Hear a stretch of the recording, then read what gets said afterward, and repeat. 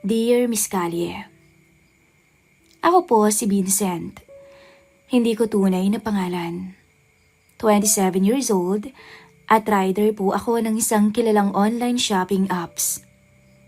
Halos 4 na buwan pa lang kaming magkarelasyon ng girlfriend kong si Janine nang mangyari ang karanasan na hindi ko malilimutan na siya pong ibabahagi ko sa inyo ngayong araw.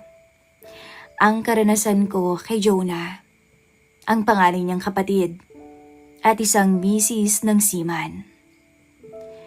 Si Janine ay 24 years old pa lamang. Simple lamang siyang babae. Nagtatrabaho siya sa isang maliit na opisina sa bayan. Maayos naman ang relasyon namin. Pero tulad ng kahit na sinong lalaki, minsan mahirap pigilan ang tukso. Lalo na kung hindi mo inaasahan kung saan o kanino manggagaling. Si Jonah, mas matanda ng 5 taon kay Janine at kasal pa lamang ng 2 taon sa isang seaman niyang asawa na laging wala sa Pinas. Madalas kong nakikita si Ate Jonah kapag dinadalaw ko si Janine. Tahimik lamang siya, pero maganda. Wala pang anak at 29 pa lamang to. Pero sa kabila ng pagiging simpleng babae, halata mo ang alindog niya. Maputi, mahaba ang buhok at pilya. Isang araw, nataong sa area nila ako magdi-deliver. At isa na nga doon ang parcel ng girlfriend kong si Janine. Saktong-sakto dahil day off niya ngayon, kaya't makikita ko siya. Pagdating ko sa harap ng bahay, sumigaw ako. Tao po. Pero si Ate Joan ang bumungad. Naka-short lang siya at maluwag na t-shirt. Pawisan siya, halatang may ginagawa sa loob. Pagbukas niya ng gate, ngumiti siya sa akin. Pero may kakaibang titig sa mga mata niya. Ikaw pala Vincent, sabi niya, sabay taas ng kilay. Parcel po ni Janine. Ganun ba? Bayad na ba yan? Hindi pa ho ate eh. Lumingon-lingon pa ako sa loob. Dahil baka nandun si Janine at mukhang napansin naman ni Ate Jonah. Wala si Janine. Lumabas kanina, hindi ba nagsabi sa'yo? Kasama niya yata yung mga katrabaho niya dahil linggo naman, may birthday yata silang pupuntahan. Halika, pasok ka muna. Bigla akong kinabahan. Pero pumasok pa rin ako dala ang parcel. Pinaupo niya ako sa sofa at siya naman kinuha ang wallet niya.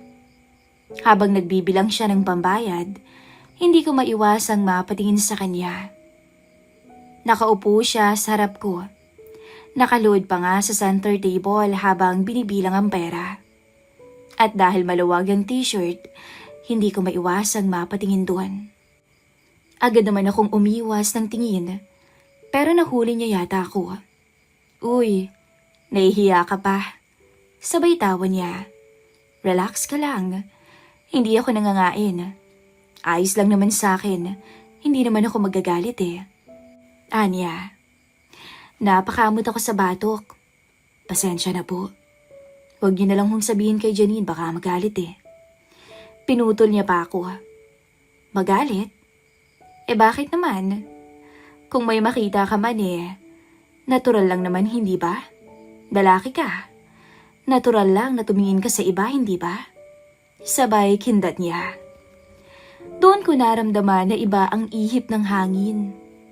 Hindi ito basta simpleng biro lamang. May mga laman ang tingin at mga salita niya. Pagkatapos kong tanggapin ang bayad, nag-alok pa siya ng tubig. Habang inaabot niya sa akin ang baso, sinadya niyang dumikit ang kamay niya sa kamay ko. Sandali lamang yon pero sapat para tumindig ang balahibo ko. Ate Jonah, mahina akong sabi. Ano na naman? Bawal ba akong humawak? Tanong niya sabay ngiti. Hindi ko alam kung paano sasagot. Pakiramdam ko naiipit ako sa pagitan ng tukso. Gusto kong umiwas, pero may kung anong hatak sa loob ko na ayaw bumitaw. Umupo siya pabalik sa may sofa, pero mas lumapit. Halos magkadikit na kaming dalawa. Alam mo, Vincent, mahina niyang sabi, ang swerte ng kapatid ko sa'yo. Pero paano kaya kung ako yung nasa lugar niya?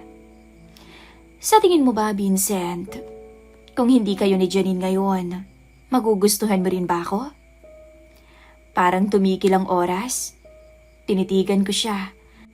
Pilit kong hinahanap sa mukha niya kung nagbibiro ba siya. Pero hindi.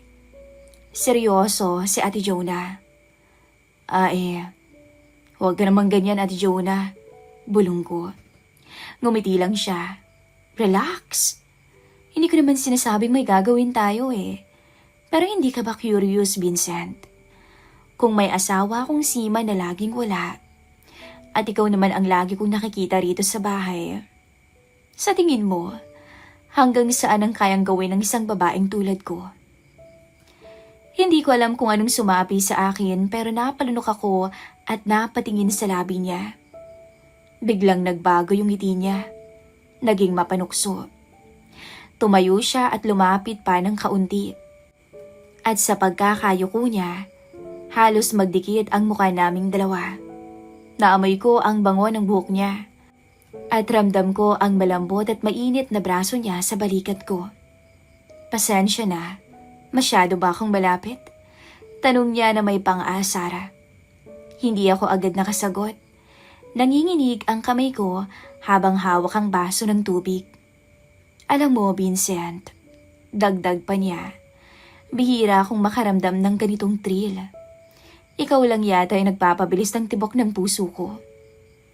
Bago pa man ako makapagsalita, biglang tumunog ang cellphone niya. Nagring ng malakas, kaya napaatras siya.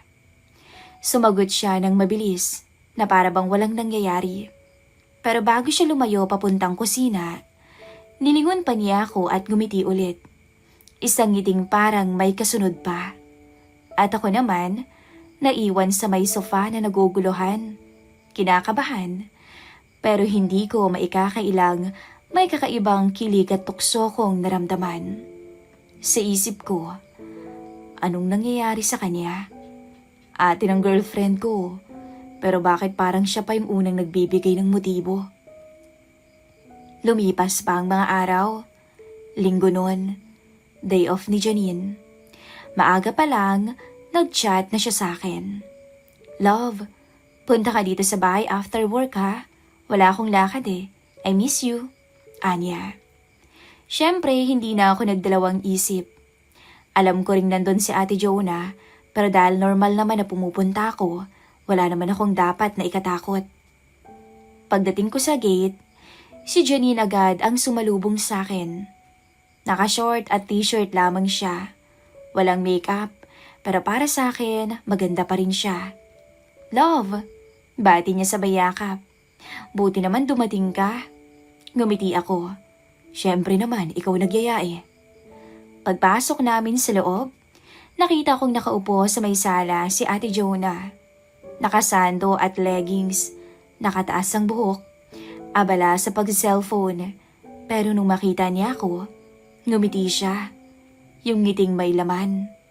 Oh, nandito na pala si Vincent eh, sabi niya. Mukhang magiging masaya ang linggo natin ah. Nagaya na si Janine na magluto kami ng tanghalian. Ako ay pinatulong niya sa kusina. Habang naggagayat ako ng mga gulay, panay ang tingin ko kay Janine na abala rin. Pero hindi ko rin maiwasang mapansin si Jonah na kung makatingin ay parang may kakaiba. Ah, Vincent? Bigla niyang sabi habang naguhugas siya ng mga pinggan. Marunong ka palang magluto, no?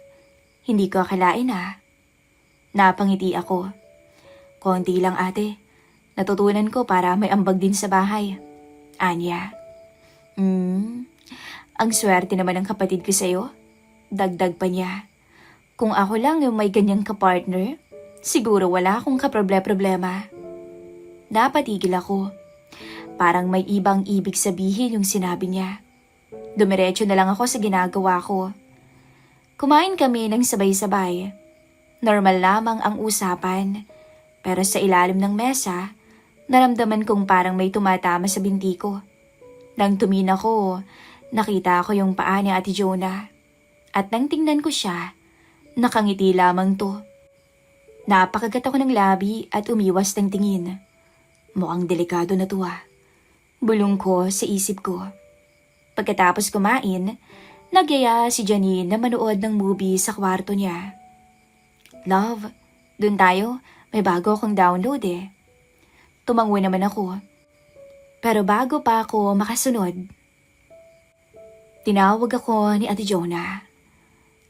Beans, pakiakyat mo naman muna tong labahan sa taas oh. Pakilagay sa tapat ng kwarto ko. Mabigat kasi. Utos niya. Nagkatinginan muna kami ni Janine. Sige love, tulungan mo muna si ate. Antayin na lang kita sa kwarto, okay? Tumango ako.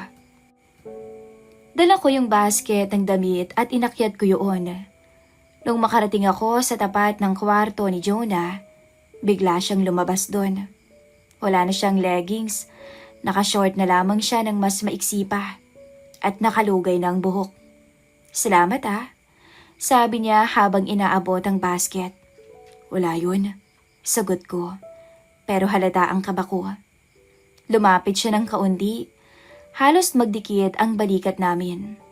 Kanina pa kita gustong kausapin, Vincent. Napatingin ako sa kanya. Tungkol naman saan? Ngumiti siya.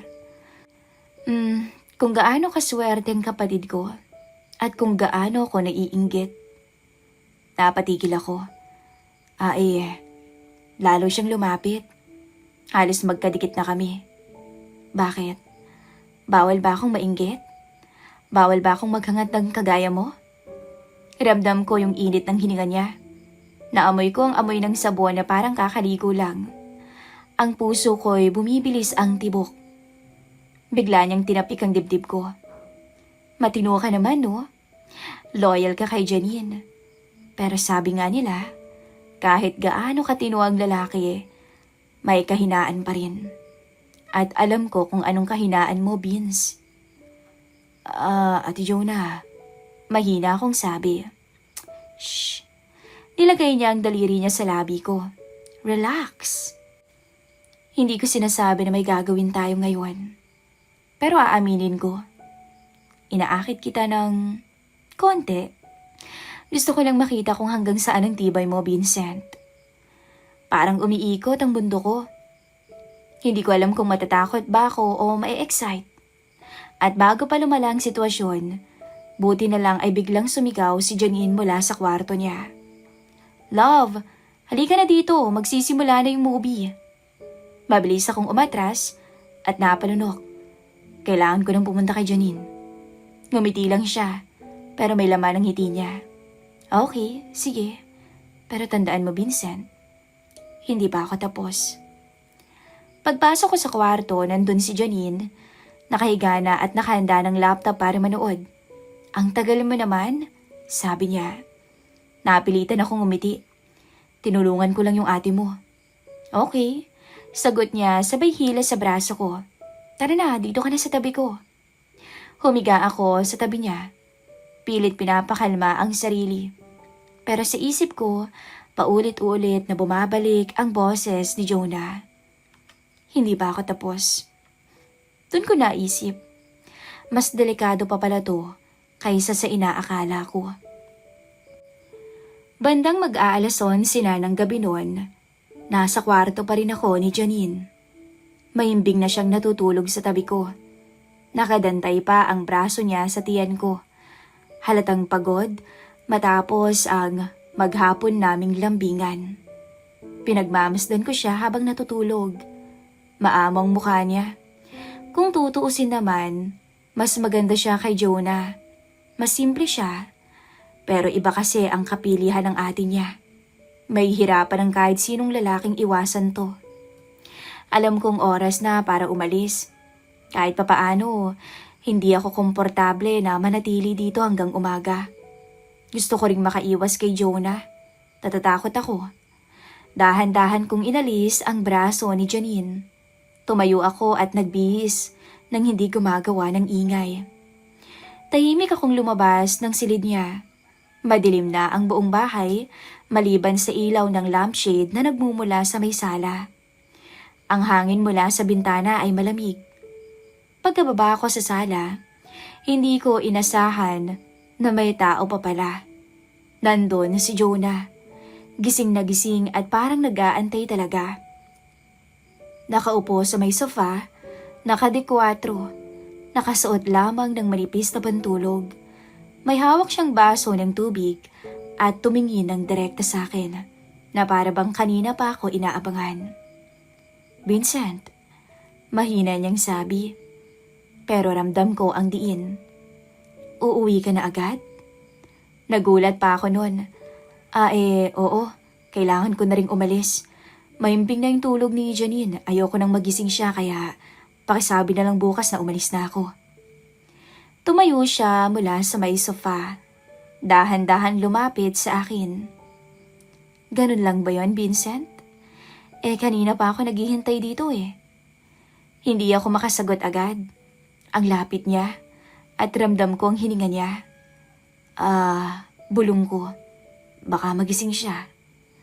Ngumiti siya ng mapanukso. Mahimbing ang tulog ni Janine.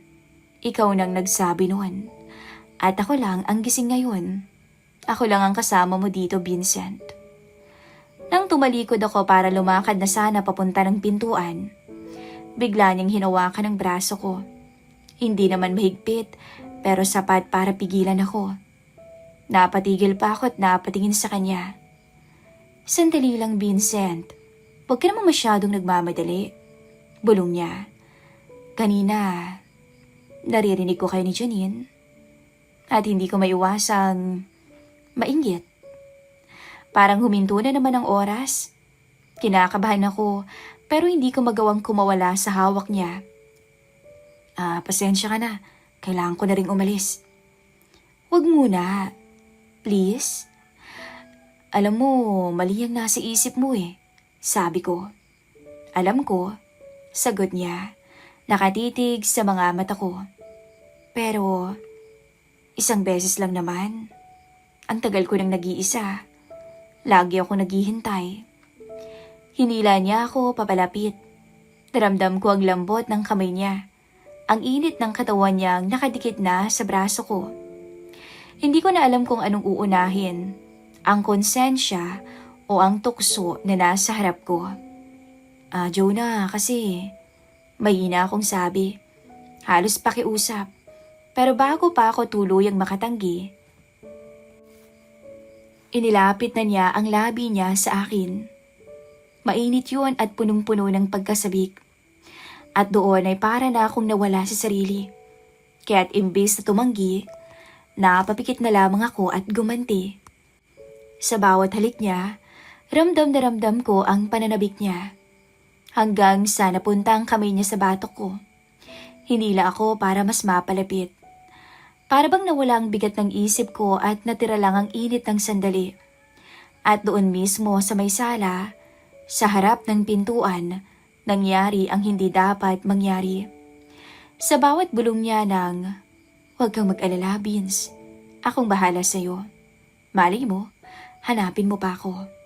Lalo akong nalulunod, Miss Callie. Hindi ko alam kung gaano katagal, pero nang matapos, pareho kaming hinihingal. Parehong napaupo sa may sofa.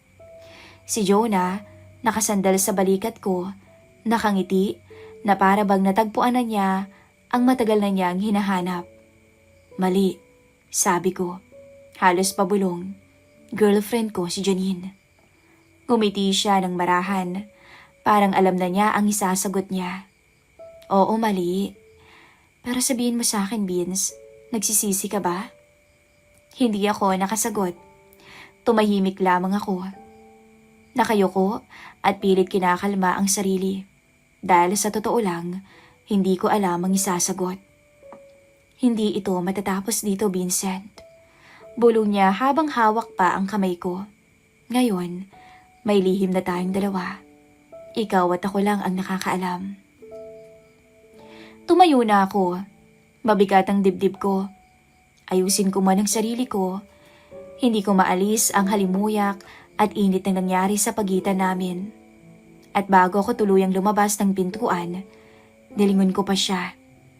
Nakatayo siya, nakatingin sa akin, nakangiti. Isang ngiting alam kong magdadala ng mas maraming problema, pero mas maraming lihim na saya.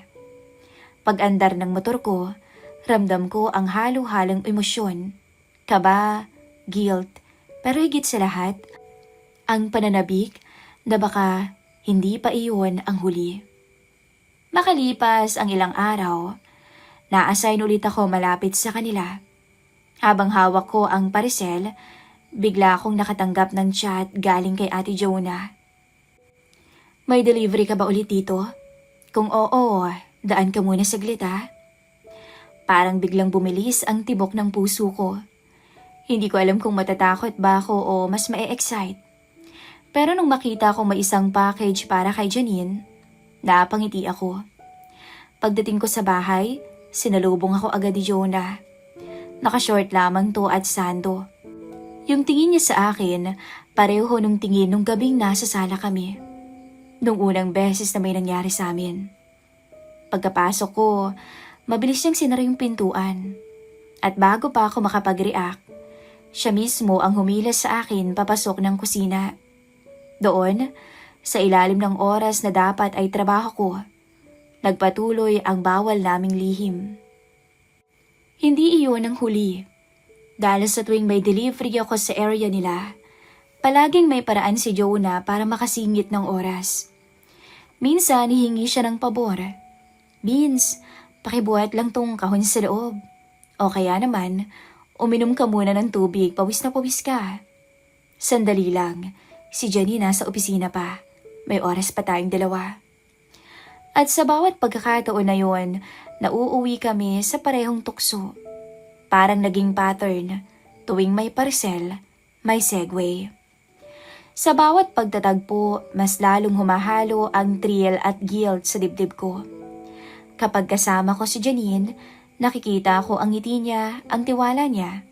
Pero sa likod ng lahat, may lihim akong tinatago. At kapag kasama ko naman si Jonah, para akong nahuhulog sa apoy na ayaw kong iwasan. Siya mismo yung nagsasabi na, hindi ko na kayang mawala ka, Vincent. Sa tuwing nandito ka, parang nabubuo ulit ako bilang babae. Hindi ko alam kung anong isasagot. Dahil ang totoo, hindi ko rin naman alam kung paano ako makakatakas sa relasyong meron kami. Isang hapon, habang nakapark ako sa labas ng bahay nila, nag-ring ang cellphone ko. Si Janine tumatawag. Love, pauwi ka na ba? Tanong niya. Medyo matatagalan pa eh. Sagot ko. Marami pa akong i-deliver.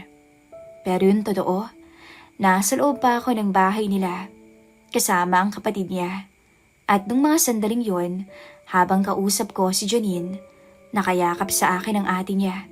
Nakangiti, para bang walang kasalanang ginagawa. Doon ko naramdaman ang bigat ng sitwasyon. Paano kaya kung mahuli kami? Naaawa ako sa girlfriend ko pero hindi ko naman mapigilan na hindi tikman si Jonah.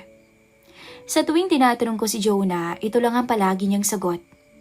Wala siyang malalaman, basta marunong tayong magtago. Lumipas pa ang mga linggo at mas naging madalas ang pagkikita naming dalawa. Kapag may delivery ako, lagi akong may bonus stop sa bahay nila. Kapag may day off si Janine o kapag day off ni Janine at nagyayaya itong dumalaw ako doon, nagagawa pa rin naming sumingit ni Jonah ng mga saglitang sandali. Sa kusina, sa likod o kahit sa sala. Ang dating kaba, naging nakakaadik. Ang dating guilt, natabunan ng init ng sandali. Lumipas pa ang mga araw, hanggang sa naging buwan ni Scully. Hindi na namin namalay ni Jonah na parang naging parte na ng normal naming buhay ang bawal naming lihim. Tuwing may delivery ako sa kanila, palaging may paraan para makalusot kami. Palaging may saglit para ituloy ang kasalanan naming dalawa. Lihim na lihim, Walang makakaalam, lalo na si Janine at ang mister ni Jonah. At sa bawat pagkakataon, ramdam na ramdam ko ang thrill at init na alam kong hindi ko dapat ginugusto, pero hinahanap-hanap ko. Hanggang dumating ang Pebrero. Bumalik ang asawa ni Jonah. At simula noon, Miss Callie, bigla na lamang natigil ang lahat sa pagitan naming dalawa. Walang paalam, walang paliwanag. Parang kusa na lang naming tinuldukan dahil alam naming tapos na ang oras namin. Sa ngayon ho, Miss Callie, 3 taon na rin ang nakakaraan mula nung mangyari ang karanasan kong yun. At sa kasalukuyan po, hiwalay na rin kami ni Janine. Hindi ko alam kung ba't siya nakipaghiwalay sa akin. Pero tinanggap ko na lang din dahil alam kong hindi niya deserve ang lalaking katulad ko. At yung karanasan ko sa kanila, lalo na kay Ate Jonah, ay hindi ko ho makakalimutan. Isang lihim na hanggang ngayon ay daladala ko pa rin. Hindi ko alam kung pagsisisihan ko ba yun. Pero ang alam ko lang, isa yon sa mga alaala at karanasan na hinding-hindi ko makakalimutan. Hanggang dito na lamang po ang aking kwento. Lubos na gumagalang, Vincent.